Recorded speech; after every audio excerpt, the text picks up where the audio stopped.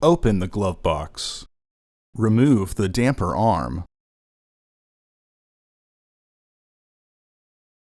Push in on the two tabs at the top to lower the glove box.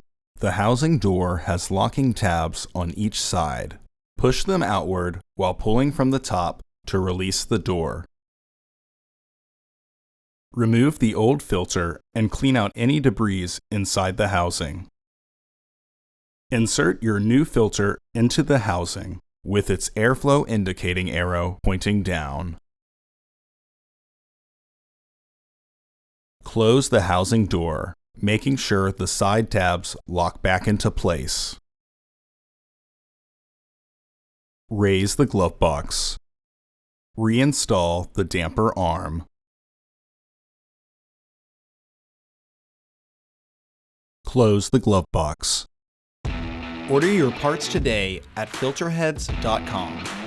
Also, please like our video and subscribe to our channel so you won't miss any new content.